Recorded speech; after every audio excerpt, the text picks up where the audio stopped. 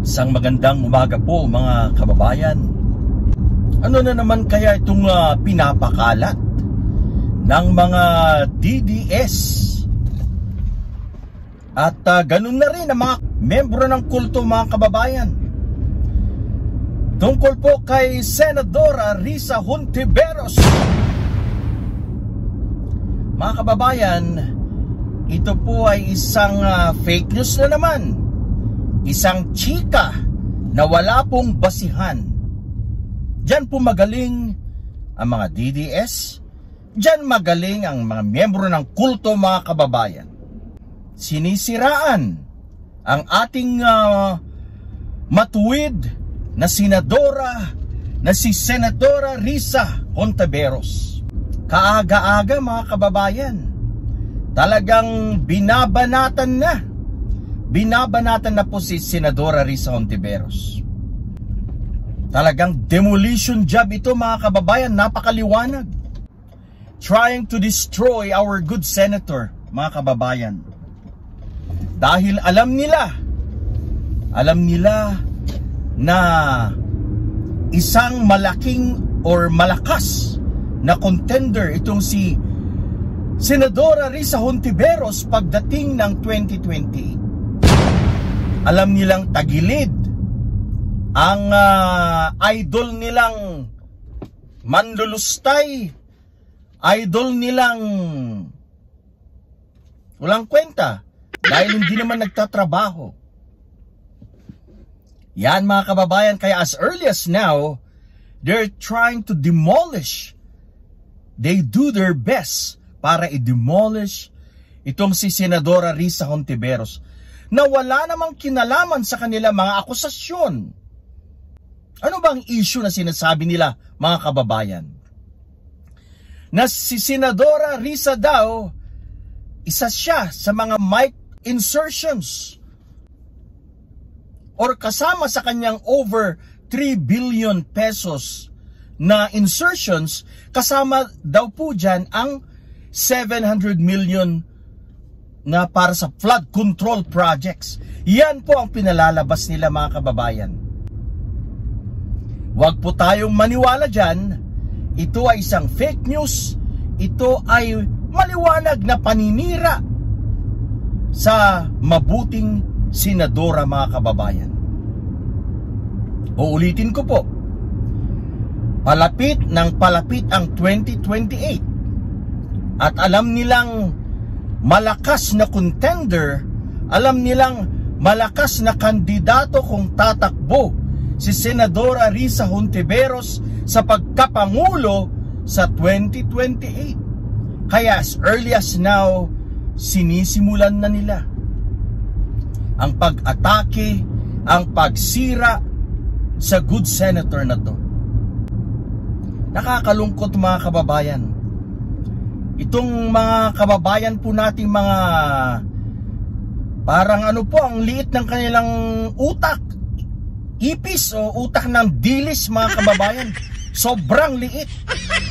Hindi nag-iisip mga kababayan. Or sabihin na natin marami sa kanila, alam nila ang katotohanan, pero ayaw po nilang paniwalaan na ang kanilang iniidolo ay walang silbi. Ang kanilang iniidolo ay hindi po makakapagbigay ng isang magandang Pilipinas, masaganang Pilipinas. Ang kanilang iniidolo ay magaling lang po sa pagbakasyon, pag-travel. Ang kanilang iniidolo ay magaling sa paninira, magaling sa mga kalokohan. You know, si Mary Grace Piatos, ano po yan? Marami po siyang mga dapat ipaliwanag na hanggang ngayon hindi pa niya po nagagawa. Sapagkat wala po siyang explanation. Sapagkat malalaman ng taong bayan ang katotohanan. So mga kababayan, huwag po nating paniwalaan yan. Na si Risa Hontiveros ay meron ding insertion sa GAA, 2025 GAA. Wala po, actually, dalawa lang sila ni Senator Coco Pimentel. Dalawa sila ang bumoto sa no nag-disagree po sila sa budget insertions na yan for 2025 mga kababayan. Kaya wag nyo nga isali si Senator Risa. Kumbaga mga kababayan, ang ginagawa po nila ay binabato po siya ng putik, dinadamay po siya dito. They're trying to include her, pero ang realidad wala po. Isa nga siya sa mga nag-disagree, bumoto ng no sa budget insertions na yan. Kaya ito pa ay maliwanag na galawan ng mga DDS, mga kampon ni, alam nyo na, kampon ni Lustay at kampon ng mga kulto, mga kababayan. Itong si sa 2%, mga kababayan, sino ba yan? Si Tunying. Yan, si Tunying na yan. At yung kanyang partner na si Jerry Baha. Itong dalawa na to, mga kababayan, nagpapakalat din po ito ng fake news. Itong si Tunying Taberna, itong si Jerry Baha, mga kababayan, na wala naman po silang katibayan.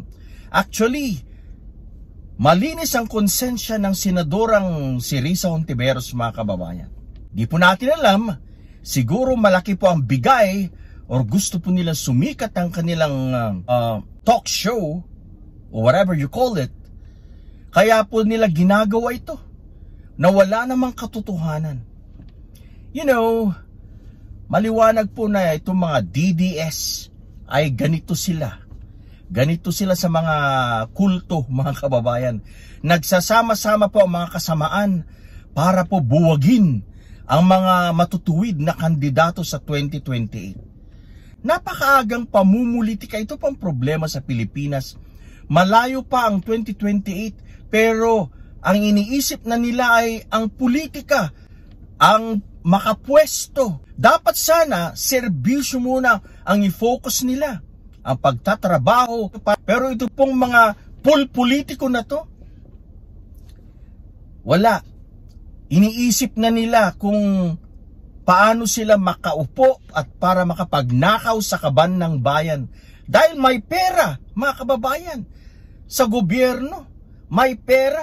Mga magnanakaw ang karamihan nandyan.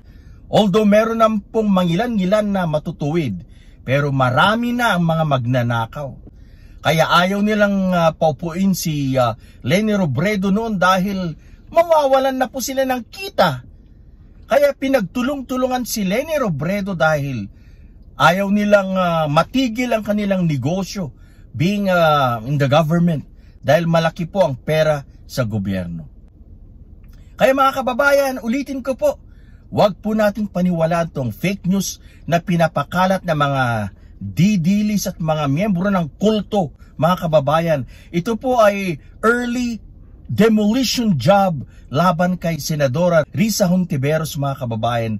Dahil napipisil nila, nararamdaman nila, mga kababayan, that if the good senator will run for, for president sa 2028, napakalakas po niya at malaki po ang kanyang chance para maging Pangulo ng Pilipinas. Dahil siya lang po ang isa sa mga matino, aside from Kiko Pangilinan, Senator Bam Aquino, isa po siya sa mga matatapang, matuwid at pinaglalaban ang mga Pilipino, pinaglalaban ang bayan.